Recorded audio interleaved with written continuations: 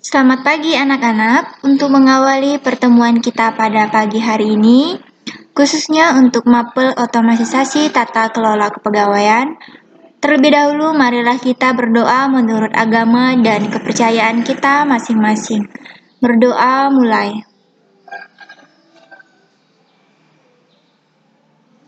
Berdoa selesai. Nah, pada pertemuan kali ini kita mengingat pertemuan kita minggu lalu, kita sudah membahas tentang perencanaan karir. Dan juga kita sudah membahas apa itu pengembangan karir. Nah, hari ini kita akan membahas tentang dasar pengembangan karir. Nah, yang pertama yaitu ada namanya pengertian pendidikan dan pelatihan.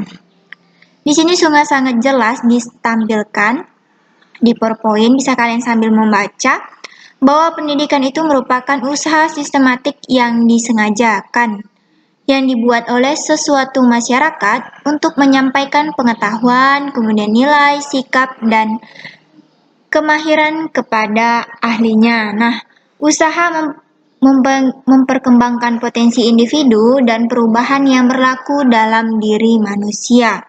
Sedangkan pelatihan merupakan kegiatan untuk memperbaiki dan mengembangkan sikap, adapun tingkah laku, kemudian keterampilan dan pengetahuan daripada pegawai, di mana hal ini sesuai dengan keinginan dari suatu lembaga ataupun organisasi tersebut. Nah, saya kira untuk pengertian pendidikan dan pelatihan sangat mudah dipahami dan kalian bisa sambil membaca juga, jangan lupa. Selanjutnya kita akan membahas, di sini ada beberapa ditampilkan tujuan pendidikan dan pelatihan.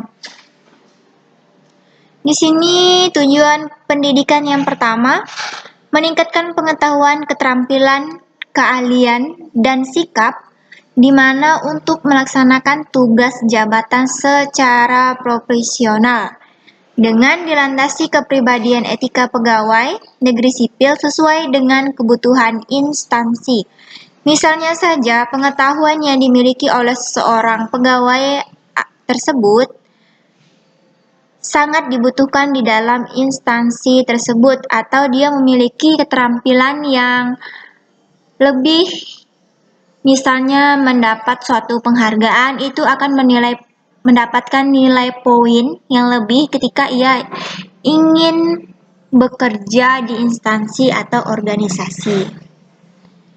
Nah, yang kedua, menciptakan aparatur yang mampu berperan sebagai pembaharuan dan perekat persatuan dan kesatuan bangsa. Nah, yang ketiga, memantapkan sikap dan semangat pengabdian yang berorientasi pada pelayanan, pengayoman, dan pemberdayaan masyarakat.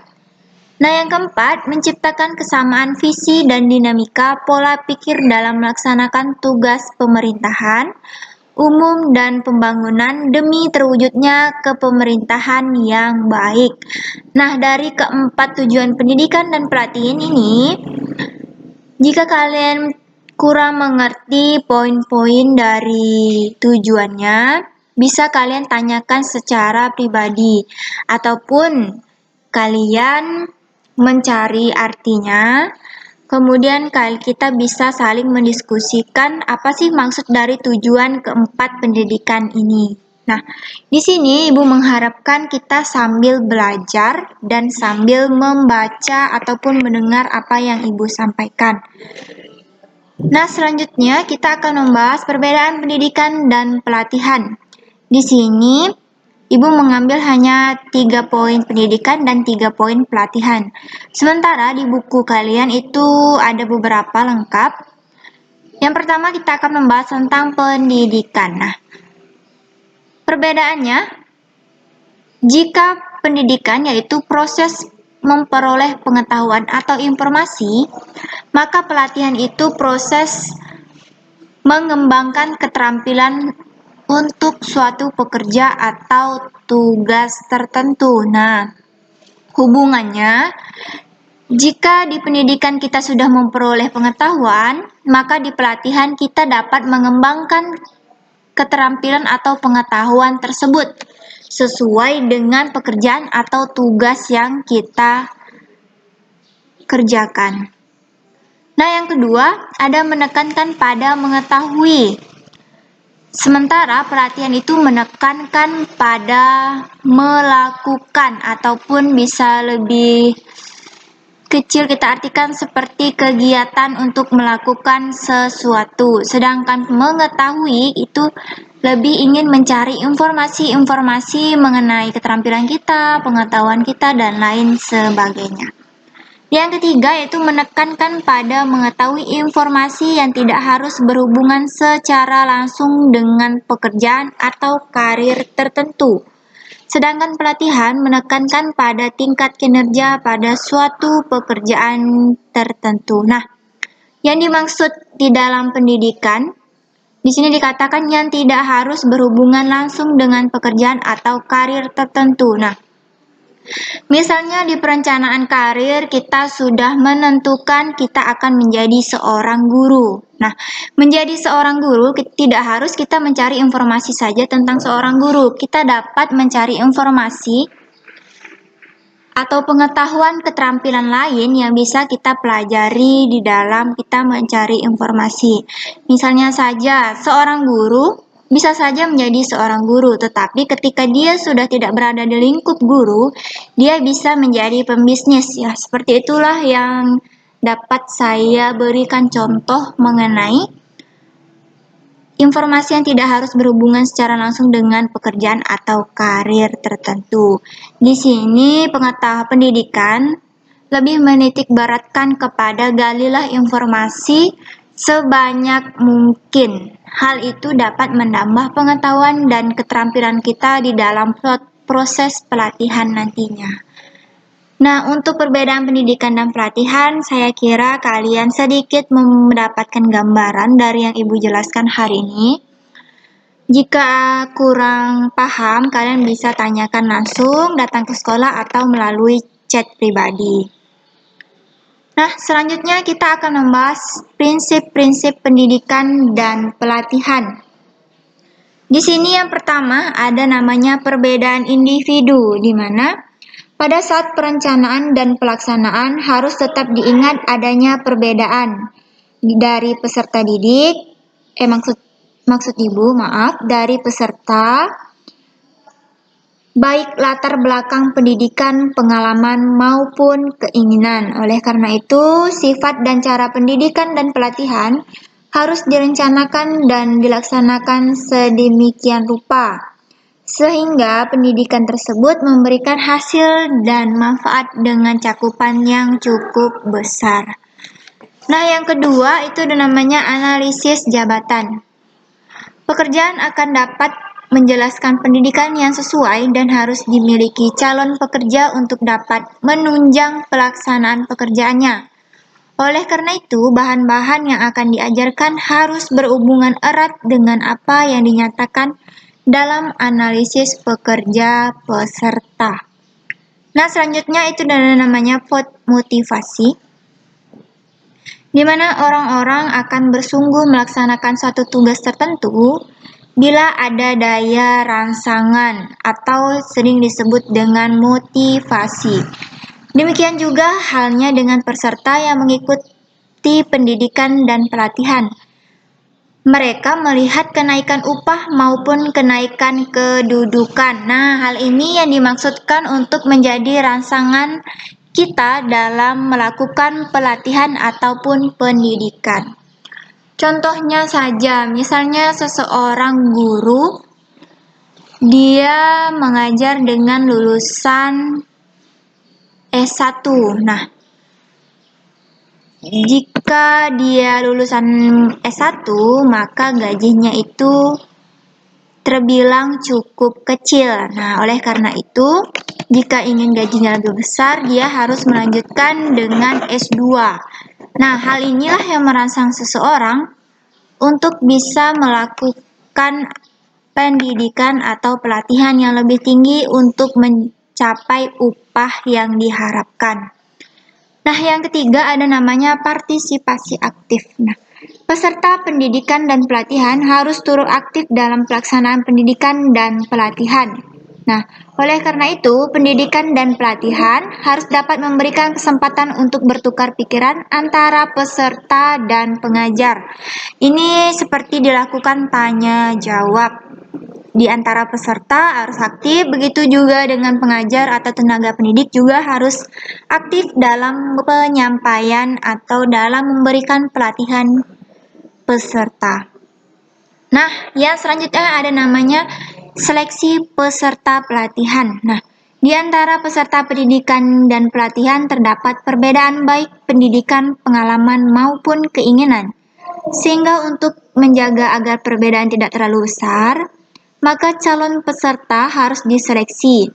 Pada umumnya, orang yang menganggap bahwa adanya seleksi memberikan gambaran bahwa hanya orang-orang tertentu yang dapat mengikuti pendidikan dan pelatihan tersebut.